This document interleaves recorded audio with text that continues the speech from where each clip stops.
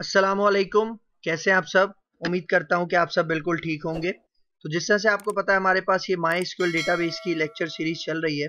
तो आज हम अपने माई एसक्यूएल लेक्चर सीरीज के अंदर एक बहुत ही ज़्यादा इंपॉर्टेंट टॉपिक की बात करने वाले हैं और उसका नाम है फंक्शंस। ठीक है, फंक्शंस एक बहुत ही ज़्यादा इंपॉर्टेंट टॉपिक है माई एसक्यूएल के अंदर। तो इससे रिलेटेड जितनी भी चीज़ें हैं वो मैं आपको आज इस लेक्चर के अंदर कवर करवाऊंगा। तो स्टार्ट करते हैं।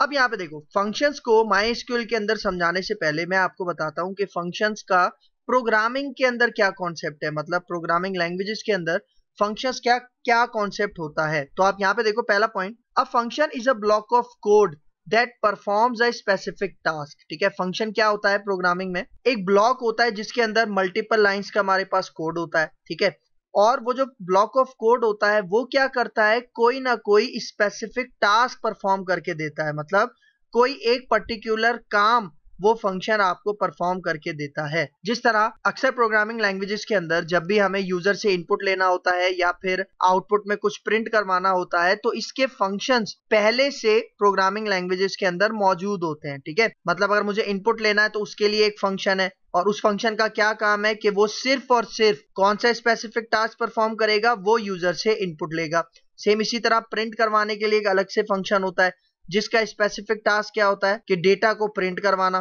ठीक है, तो फिर यहाँ पे देखो second point, functions usually take in data, process it and return a result set. ठीक है, इसका मतलब फंक्शन यूजुअली क्या करते हैं, फंक्शन आपसे कोई डेटा लेते हैं, ठीक है, पैरामीटर्स की फॉर्म में, और फिर उस डेटा को प्रोसेस करते हैं और आपको रिटर्न में कोई रिजल्ट प्रोवाइड करते हैं। ठीक है, तो ये फंक्शन हम यूजुअली इसी तरह, मतलब इसी काम के लिए हम यूज करते हैं जिसमें फंक्शन क्या करता है, डेटा लेता है, उसे प्रोसेस करता है और आउटपुट में कोई डेटा रिटर्न करवाता है। फिर देखो third point, once a function is written it can be used over and over again, it means functions can be reused। मतलब यहाँ पे देखो क्या कह रहा है, अगर फंक्शन आपने लिख लिया है, ठीक है, तो उस फंक्शन को आप बार बार यूज कर सकते हो। मतलब अगर आप प्रोग्रामिंग लैंग्वेज की बात करो या डेटाबेस की बात करो, अगर आपने कोई फंक्शन लिखा है, ठीक है, तो उस फंक्शन को आप बार बार जितनी चाहे दफा रीयूज कर सकते हो। मतलब कोई भी प्रोग्रामिंग लैंग्वेज या डेटाबेस की लैंग्वेज ऐसा नहीं कहती कि आपने जो फंक्शन बनाया है आप उसे सिर्फ एक ही दफा यूज कर सकते हो। नहीं,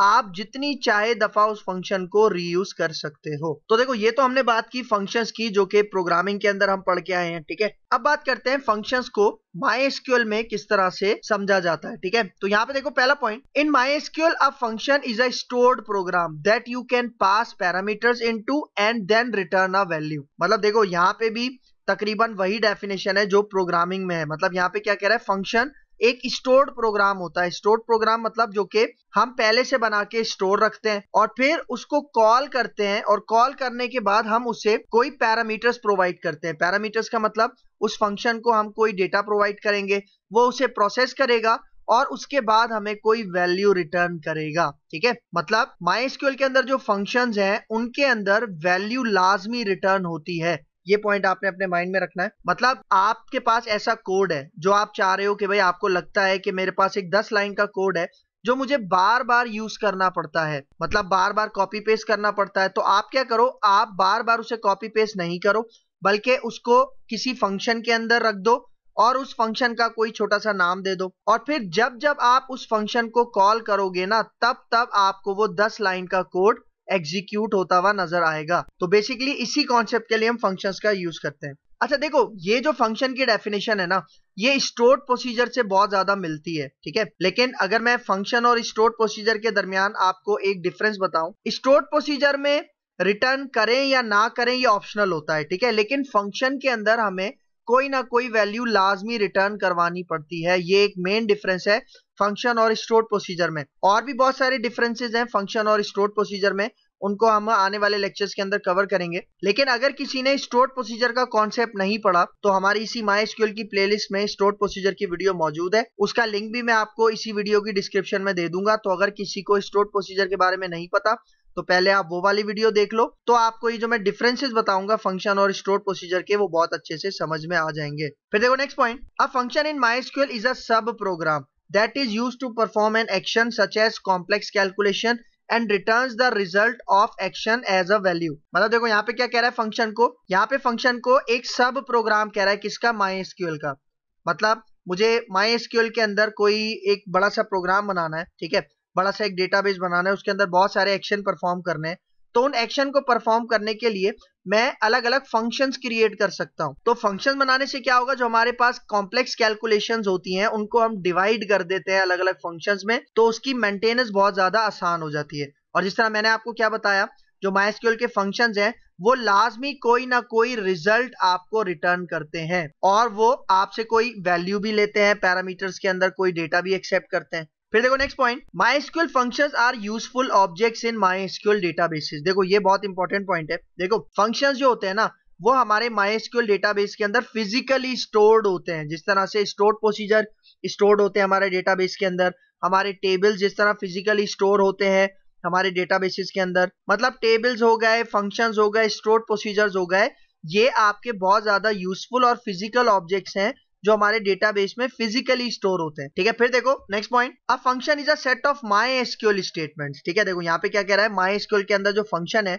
उसके अंदर कलेक्शन होती है किसकी, MySQL स्टेटमेंट्स का सेट होता है बेसिकली, ठीक है। जिस तरह मैंने बताया आपको 10 लाइन का कोड बार बार एग्जीक्यूट करना पड़ता है, तो आप क्या करो, उसको फंक्शन में रख दो और उस फंक्शन का कोई नाम दे दो और उसी फंक्शन को बार बार कॉल करो उसके नाम के थ्रू। तो देखो यहाँ पे भी यही कह रहा है, function is a set of MySQL statements that perform a specific task. Specific task का क्या मतलब है कि भाई आपका जो एक फंक्शन होता है ना, चाहे वो बिल्ट इन हो या कस्टम हो, वो कोई स्पेसिफिक टास्क ही परफॉर्म करेगा। मतलब ऐसा नहीं होगा कि एक फंक्शन 3 से 4 काम आपको परफॉर्म करके दे रहा है, 3 से 4 टास्क आपको परफॉर्म करके दे रहा है, ऐसा पॉसिबल नहीं होता फंक्शंस के केस में। फिर देखो क्या कह रहा है, फंक्शंस फास्टर कोड रीयूजेबिलिटी। इसका मतलब फंक्शंस को आप बार बार रीयूज कर सकते हो, बार बार एग्जीक्यूट कर सकते हो। फिर नेक्स्ट स्लाइड पे चलते हैं।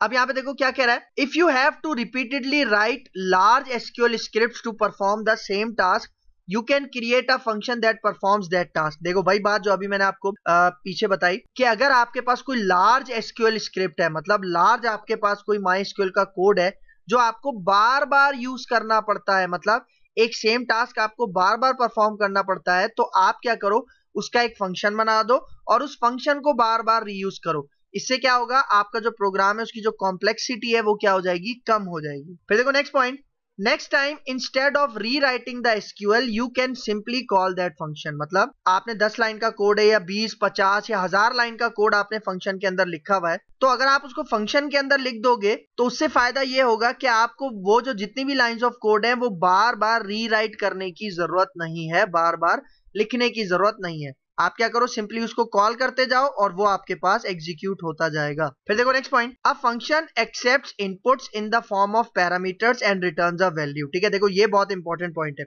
मतलब यहाँ पे क्या कह रहा है, फंक्शन आपसे कोई इनपुट, आपसे कोई वैल्यू एक्सेप्ट करते हैं, किस फॉर्म में, पैरामीटर्स की फॉर्म में। मतलब जो डेटा आप फंक्शन को देते हो उनको क्या कहा जाता है, पैरामीटर्स कहा जाता है, और फंक्शन उन पैरामीटर्स के अकॉर्डिंग आपको कोई ना कोई वैल्यू रिटर्न करते हैं, कोई वैल्यू प्रोवाइड करते हैं। ठीक है, तो ये एक बहुत इंपॉर्टेंट पॉइंट है। मतलब अगर मैं आपको इस तरह से बताऊं कि जो फंक्शंस प्रोग्रामिंग में आप पढ़ो या डेटाबेस में पढ़ो, उसमें सिर्फ आपको सिंटैक्स का डिफरेंस मिलेगा, बाकी जो लॉजिक है वो तकरीबन सेम रहती है प्रोग्रामिंग में और डेटाबेस में। फिर आगे चलते हैं।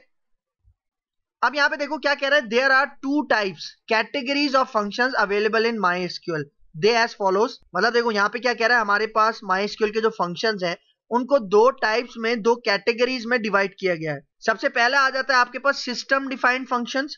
सिस्टम डिफाइंड फंक्शंस कौन से होते हैं, जो MySQL ने पहले से बना के हमें दिए हुए हैं। जिस तरह से नाउ फंक्शन जो डेट एंड टाइम आपको गेट करके देता है सिस्टम में से, इसी तरह करंट डेट है जो कि सिर्फ डेट गेट करके देता है, ठीक है। और इस तरह के बहुत सारे फंक्शंस है हमारे पास जो कि MySQL ने पहले से बना के हमें दिए हुए हैं। फिर सेकंड टाइप आ जाती है यूजर डिफाइंड फंक्शंस। अब देखो यूजर डिफाइंड फंक्शंस वो होते हैं जो हम क्रिएट करेंगे, जो डेटाबेस डेवलपर क्रिएट करता है। सिस्टम डिफाइंड कौन से होते हैं, जो MySQL पहले से बना के हमें देता है। और यूजर डिफाइंड मतलब जो हम खुद से क्रिएट करते हैं। क्योंकि देखो अक्सर ऐसा होता है कि भाई हमें कोई टास्क परफॉर्म करना है, तो उससे रिलेटेड MySQL के अंदर कोई सिस्टम डिफाइंड फंक्शन नहीं होता, तो तब हमें क्या करना पड़ता है, अपना यूजर डिफाइंड फंक्शन क्रिएट करना पड़ता है। तो यहां पे देखो देखो यहाँ पे क्या कह रहा है, the functions which are already defined और pre defined by MySQL and ready to be used by the developer are called system defined function. ठीक है,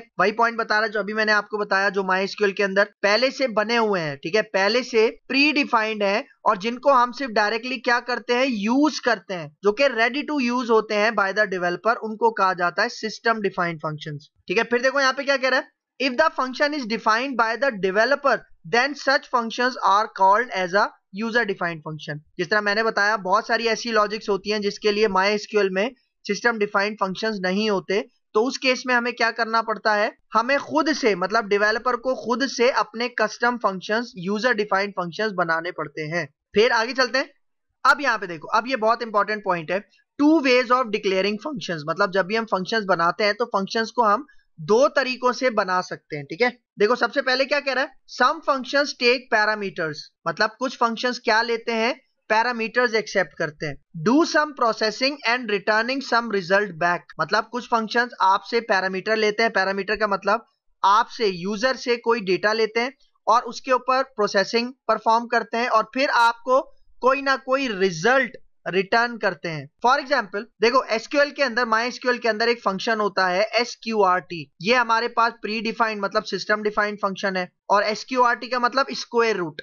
स्क्वायर रूट क्या करता है, आप इसको जो भी वैल्यू पास करोगे तो स्क्वायर रूट आपको उस वैल्यू का स्क्वायर रूट रिटर्न करता है। ठीक है, मतलब देखो अगर मैंने SQRT को 16 पास किया तो 16 का स्क्वायर रूट क्या होता है, 4। मतलब ये जो आपके पास SQRT स्क्वायर रूट वाला फंक्शन है, ये एक पैरामीटर आपसे लेता है। पैरामीटर मतलब एक वैल्यू लेता है और उसी वैल्यू के अकॉर्डिंग आपको उसका स्क्वायर रूट निकाल के देता है।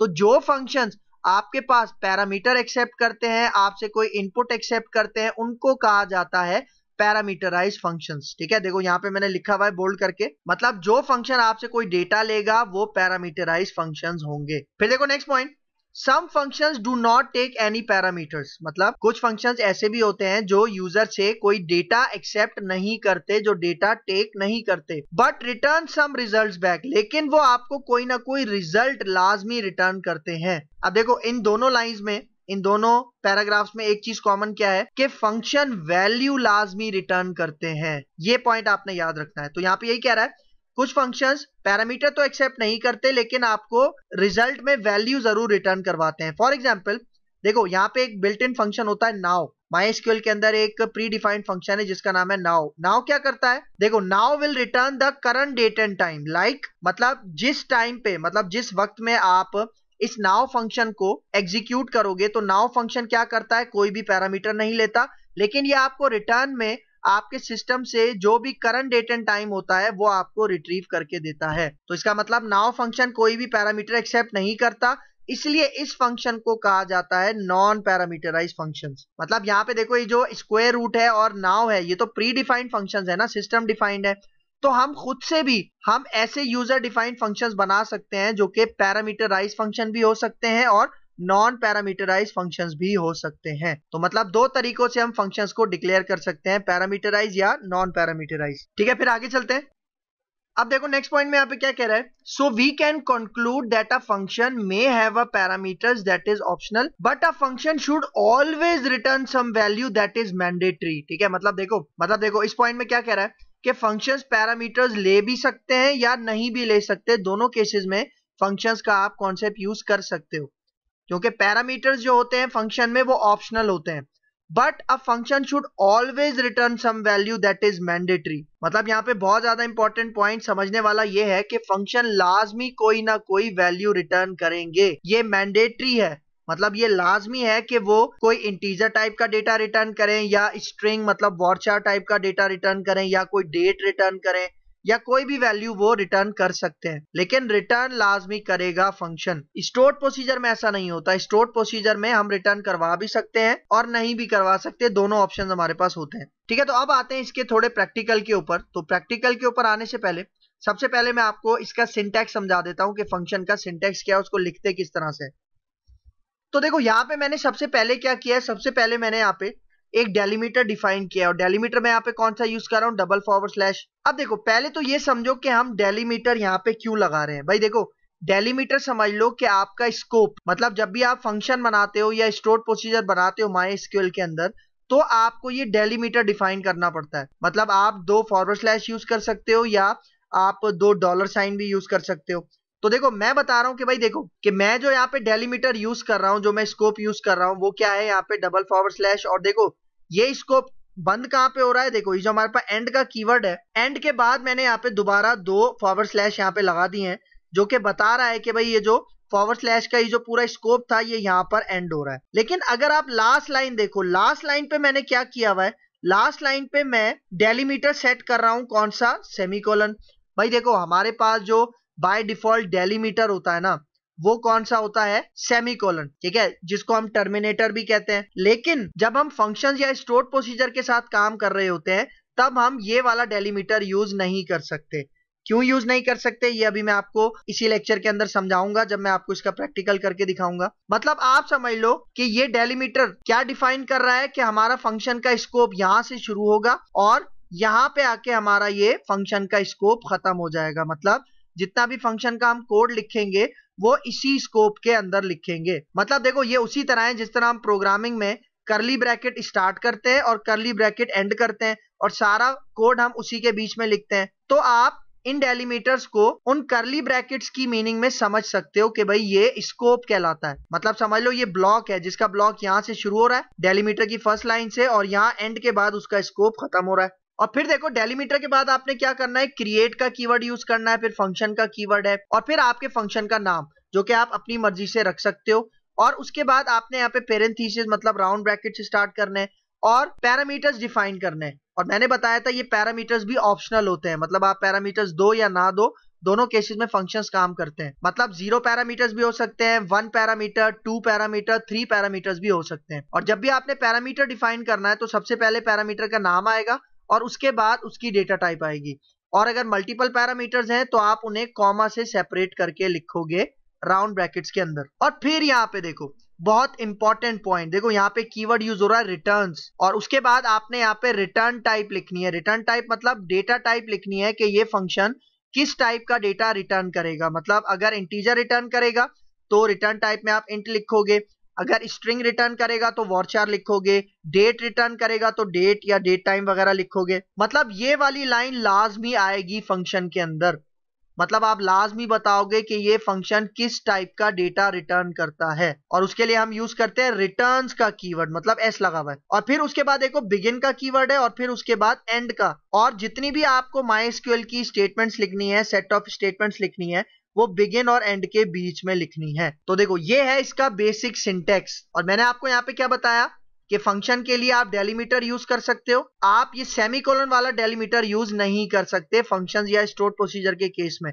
क्यों? क्योंकि सेमीकोलन आपके पास बाय डिफॉल्ट डेलीमीटर होता है। मतलब मैं बता रहा हूं कि भाई ये डेलीमीटर का स्कोप यहां से शुरू हुआ यहां पे खत्म हुआ, तो मतलब मैं फंक्शन के लिए डेलीमीटर सेट कर रहा हूं ये वाला डबल फॉरवर्ड स्लैश। लेकिन जब डबल फॉरवर्ड स्लैश का काम खत्म हो जाएगा तब मुझे दोबारा से यहाँ पे सेमीकोलन डेलीमीटर सेट करना है, इसलिए मैंने ये लास्ट वाली लाइन लिखी है।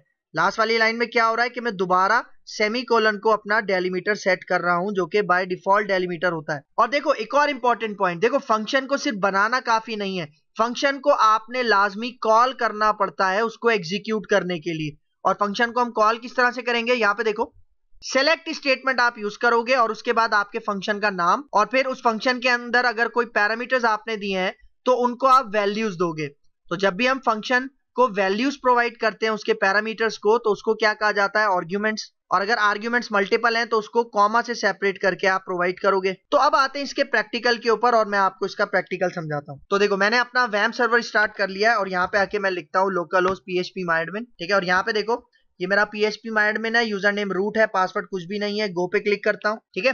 तो अब देखो यहाँ पे मैं काम करता हूँ, मैं सबसे पहले यहाँ पे एक डेटाबेस दिखाता हूँ। देखो यहाँ पे मेरे पास एक डेटाबेस है, मैं नीचे आता हूँ, यहाँ पे देखो आपको एक डेटाबेस नजर आ रहा होगा स्टूडेंट। मैं इसके ऊपर क्लिक करता हूं और देखो इसके अंदर अभी सिर्फ एक टेबल है जिसका क्या नाम है, स्टूडेंट कार्ड्स। तो मैं इस डेटाबेस के ऊपर क्लिक करता हूं, इसको एक्टिव कर लेता हूं और यहाँ पे देखो SQL आपको क्यूरी बॉक्स नजर आ रहा होगा, आप इसके ऊपर क्लिक करो और नीचे आके यहाँ पे मैं इसको रिटेन कर लेता हूँ।